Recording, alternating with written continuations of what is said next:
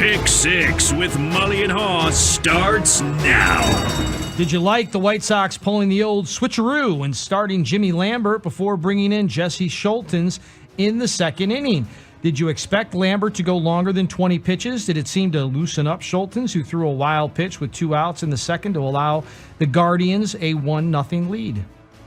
Yeah, I think that was probably the design of it, right? I mean, weren't they looking to sort of take some pressure off a guy making his MLB debut by having Jimmy Lambert, who has obviously pitched for them before, open the game? And boy, he threw like 20 pitches, and he had to pitch over I think he gave up a hit and a walk, but got out of it clean. And then it looked like Schultens was going to get out of that inning, but he threw a wild pitch, and that scored the only run that he gave up. There were a couple of innings where I was like, ruh-roh, this is not going to go well. But he managed to get through it, and it wasn't his fault. You would hope he'd get any kind of run support. I thought he pitched fairly well. I thought that the Lambert to Schultens thing worked. In retrospect, obviously, giving up the 2-run homer late just sealed it. I was kind of hoping the Sox would hit a 2-run homer. That would have been nice. But I don't think you can complain about the pitching yesterday. Well, they said they might do that again, right? That might be the plan, to have this happen again. I was surprised by it. Unconventional. I mean, if anything, the way it turned out, why not have Lambert go 2 innings, right, and have Schultens go longer? I was impressed. He did a really nice job. Lambert did as well. But bottom line, when you get 3 hits, really hard to win a baseball game. Very difficult. I think Jesse Schultens deserves another shot, because whether they started him or whether they brought him in after Jimmy Lambert was the opener, he showed the command that maybe they feared he wouldn't have. And maybe starting him or using him in a relief role relieve that anxiety, any anxiety he might have had, because, as we said, going into the game, he was a relative unknown, and he would have been making his next start at the major league level will be his first one. So there's a lot of uncertainty. It sounds like Saturday in Detroit, that will be the approach. Good, because they don't have the depth that they need. I think Jimmy Lambert is a guy we didn't really mention yesterday, but we thought maybe they had seen that movie before and didn't want to see the sequel. But I thought it was a little odd that they pulled him after 1. I thought they might try to stretch another inning there.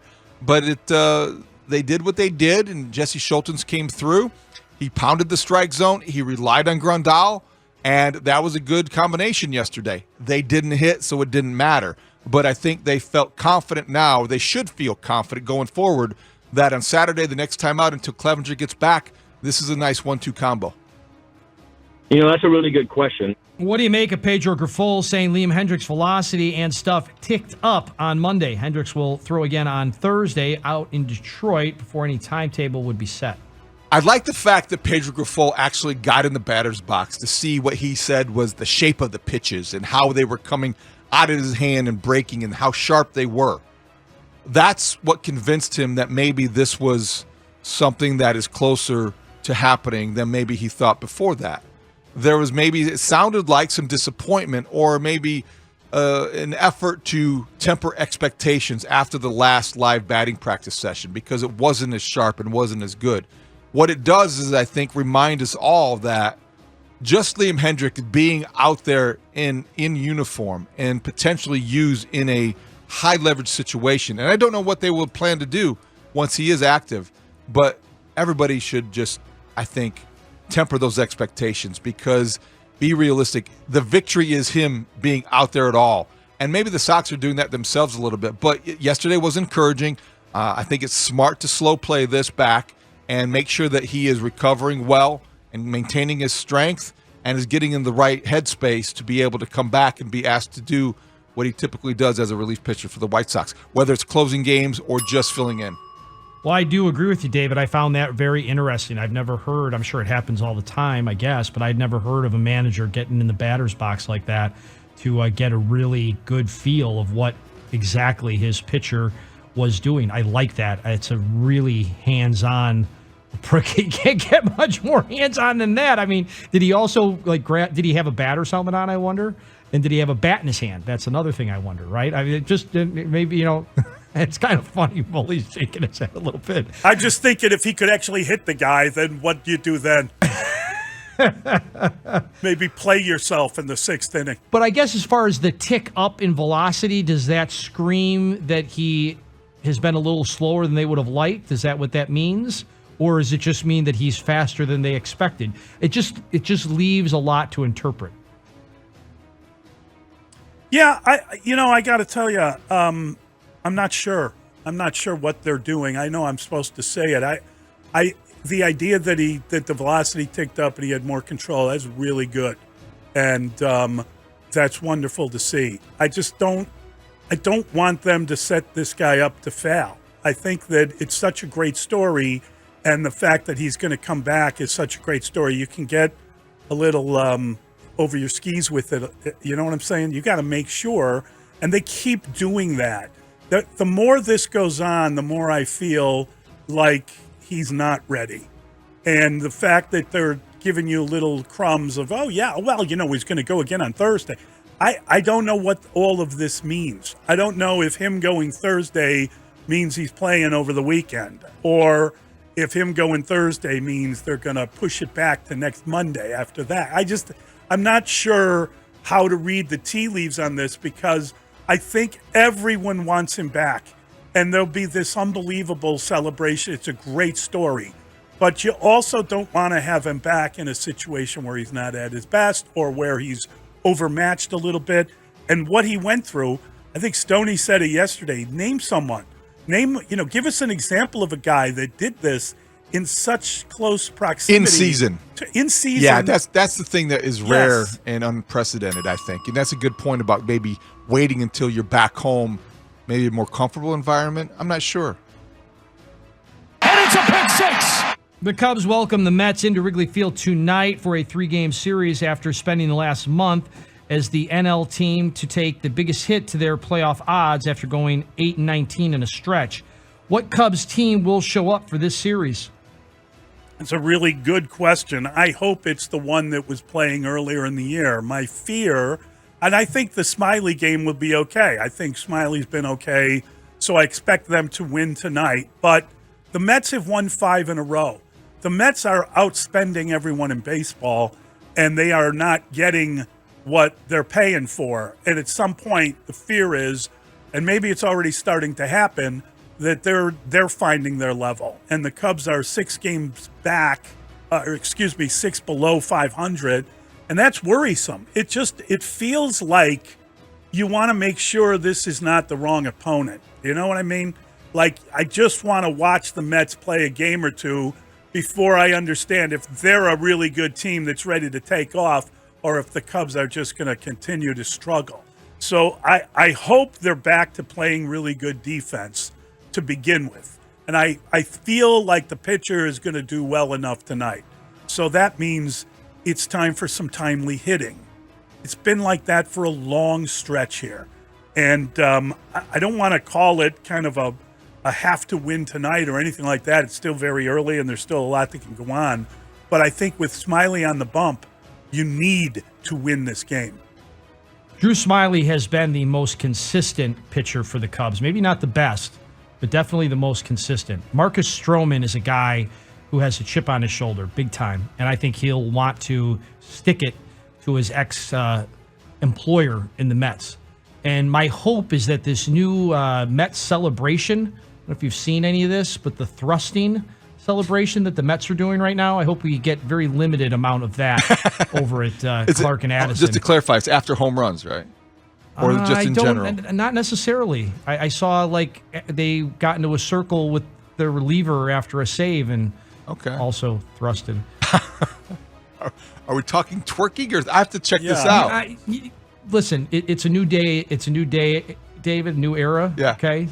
Go ahead. Go to social media if you're interested. All right. That's where I'll check it out. That's how I'm going to describe it. I'm going to leave it at that. Just thrusting. But it would be nice. It would be nice if the Rispy, the runners in scoring position, was a lot different. They have been terrible in the Rispy category. You're very trendy this morning. Shouldn't that be RISP? I think that Drew Smyly gives them the best chance tonight. He's been the most consistent guy, and against the Mets, he has a lifetime ERA under 2. In his last 5 starts, he's given up 2 or fewer earned runs. This is the guy who you feel confident about taking the mound at Wrigley. Big night. They had a day off. They should be sharp. They should be fresh, and they should be hungry. All these things against a Mets team that has been apparently thrusting a lot lately because they've won 7 out of 10. And I don't think they're going to cool off in Chicago. I unfortunately think they're going to win 2 out of 3. Cubs are in a crisis. I don't know what they're going to do about it. They don't have any options that they haven't really tried. They've brought people up. They've gotten the spark. What else could Christopher Morel do? Mervis could get hotter. They've got pitchers who aren't coming through, a bullpen that is a mess. And against the Mets, I think it's going to be further exposed. So I don't think that this is going to be a good series for the Cubs. The Mets arrive at the wrong time on the schedule. Yeah, it's a great question. Mike Florio, he'll be with us at 8:44. We keep saying that the Bears GM, Ryan Poles, is invested in the quarterback Justin Fields by improving an offensive line, a wide receiver group, adding another tight end, signing a couple of running backs. Is it possible Poles has improved those positions because they needed improving? What has he invested in Fields other than playing time? Could the supposed commitment disappear if Fields doesn't improve enough? Well, I think we see what we want to see when it comes to Justin Fields. That is something that is very obvious in terms of the coverage of him and the way fans want to interpret what they're seeing. So I think, yeah, you could make the argument, as many people have, that the offseason has been devoted to upgrading the roster and offense around Justin Fields because of him. I have to tell you, they would have still gone out and gotten a number 1 wide receiver. They would have still rebuilt the offensive line. They would have still gotten the weapons if your quarterback was Andy Dalton, because those needs would have been apparent. You still need a number 1 no matter who your quarterback is. You still need an offensive line to protect whoever the quarterback is. Now, it takes on more urgency because you have somebody at quarterback who is special, so you want to take advantage of his time here. But the one thing that's been a little bit underreported, we've talked about it a little bit, the Bears, while they have surrounded him with talent and maybe made that a priority if you want to make that argument, they've also protected themselves against the fact that maybe he won't be as special next year as he was last year. They have 2 high first-round draft picks if they need it next draft, because if they're looking for a quarterback, they likely will have a bad year. They will be drafting high, and they'll have 2 picks to move up to get their guy if they need their guy. I don't think that's going to happen, but right now they have played at both sides very well, but I don't think they would have done anything differently necessarily at the positions they addressed offensively. Regardless of the quarterback, you still have those needs. Well, while we have been talking about Ryan Poles investing in Fields, we've also talked about, especially this show, that the No Excuse Tour for Justin Fields is now officially begun. So they gave him stuff to work with that they needed to address, and now we need to figure it out. Now, the question will be, did Ryan Poles give Justin Fields the right investments, or is Justin Fields handling the investments poorly? Because we all also know that they have some needs on the defensive line that they haven't really addressed other than in the draft, and they still are desperate for an edge rusher, and they have a defensive-minded head coach. So we'll see. And if they all of a sudden have 2 top 5 picks next year, well, then guess what? They'll probably try to package those 2 and get that quarterback from USC that I don't want anything to do with. Yeah, I think that this is. I like this question because I do think that Ryan Pace, he put a lot in to Justin Fields. I believe that Matt Nagy had a complete commitment to Justin Fields, whether they wanted to or not. That cost them their jobs, and I think that this is a different situation. This is Ryan Poles. If you listen to everything he said, even going into the draft, he said that a player would have to blow them away. I think he did the only thing he could with having Justin Fields and the beginning of the development occurring last year with the breakout amazing running plays. So hopefully that they continue to see him grow as a quarterback, and you see that sort of, we keep trying to compare him to Jalen Hurts and hope that there is that sort of development. And certainly the player seems entirely committed to being good. The story came out about the Ohio State graduation and they rush back on the plane because he wants to get to practice. Great to pick up the diploma, but I got to get back to work. So that's all fun stuff.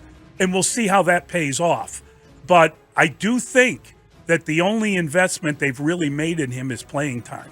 And I do think that this is the no excuses tour. They fixed that team because they had to fix that team. Whoever the quarterback is, you can't have that receiving core and you can't have that offensive line, and you needed to replace the running back and you needed to get some help at tight end. All the moves that they've made will aid Justin Fields or the next guy. And I hope it's Justin Fields. But the reality is, if you actually sit back and pick it apart, they really haven't invested anything but playing time. Because everybody's pretty much asking the same question.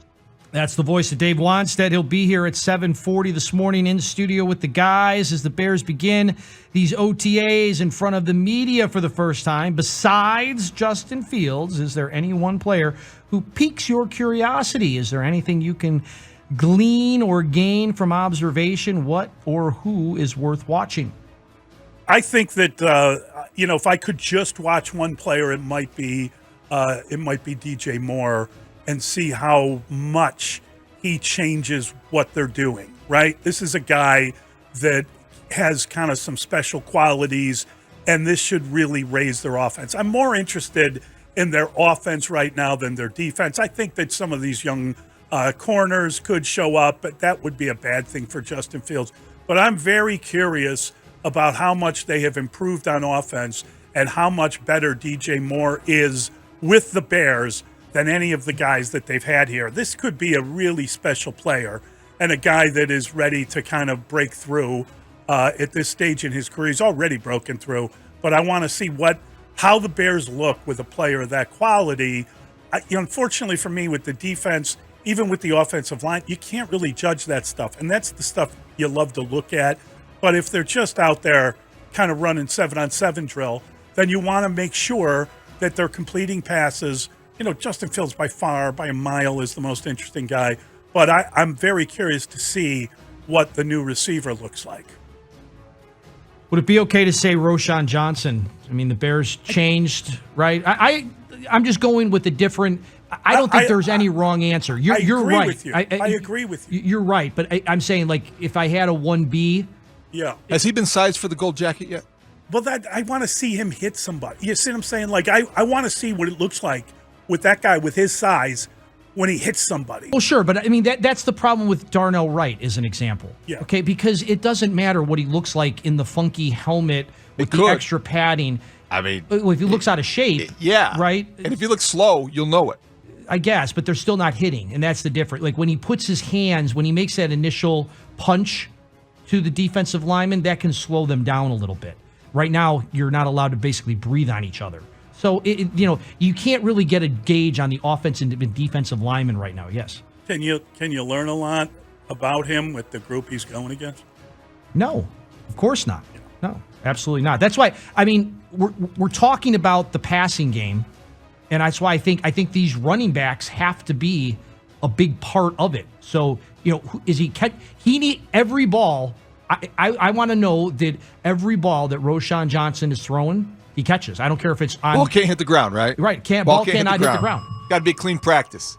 I am curious about the backfield as well, but only because the style of play, I think the Bears, in drafting Roschon Johnson, in getting D'Onta Foreman, they seem to be like going toward a more of a thumping approach with the running game. And I do want to see how fluid D'Onta Foreman would look, only because we haven't seen these guys before. Obviously, Justin Fields and the chemistry he has with his new receivers, that's the one thing that will dominate most people's time and occupy their attention. Robert Tonyan is another guy in a Bears uniform. He's a red zone threat. He could be a threat anywhere if he's healthy. He was a guy that really emerged because of, in many people's eyes, Aaron Rodgers. He threw the ball exactly where he needed to throw it. He trusted Tonyan, and all of a sudden he became a threat. How does he react without him? Does he look the part? These are the kinds of things you start to gain information, and these impressions are made during OTAs. P.J. Walker, as the backup quarterback. What does he look like throwing the football? How does it come out of his hand? These are the kind of things, too, you can tell from OTAs. You begin to form these opinions, and we will overanalyze them tomorrow. I've been asked that question before. After listening to LeBron James in the postgame. I like to say it's a successful year because I don't play for anything besides winning championships at this point in my career, and I don't get a kick out of making a conference appearance. I've done it a lot, and it's not fun to me to not be able to be a part of getting to the finals. But we'll see what happens going forward. But I don't know. I got a lot to think about, to be honest. And just for me personally, going forward with the game of basketball, got a lot to think about. Do you think he's played his last game, or did he just get caught up in the emotion of getting swept? Absolutely, he has not played his last game. There's no way that he has played his last game. He wants to hang around and play with his son. I get that. I respect that. He's emotional after carrying his team as far as he could possibly take them. He had 40 points at 38 years old and playing every single minute, except for maybe 10 seconds. LeBron James was spent physically and emotionally. Yes, there is an air of drama surrounding everything that he says. There is a diva element that you have to factor in, just like we did with Aaron Rodgers. I don't know that the fatigue is there as much as it was with Aaron Rodgers. But after a game like that, I understand why LeBron James might not have a clear-cut answer. I understand why you might interpret what he says differently than, say, Giannis after his loss to end the season, when we talked about him putting things in perspective. Different guys, different context, different scenarios. LeBron James will be back, and he'll play as long as he possibly can, as long as I think until Bronny is in the NBA. Well, if he actually wants to win another one, he needs to get out of the West and he needs to get into the East. The West is too tough right now. He can't win in the West again. And shame on LeBron. He should have said, I'm not here to talk about my future. I want to celebrate and congratulate what Jokic did tonight. Enough about stealing the headlines all the time. Oh, this guy. God. It's all about me. Me, Dude, me, we got a break. we got a break. I. Well, I don't even get a chance to respond. I will soon enough. 312-644-6767. We have got a great question for the extra point. LeBron, like any athlete, should not be questioned about whether he's going to retire when he just finishes a game 7, whatever, 4, sweep. It's just too much. Anyway, extra point next, Mully and Haugh.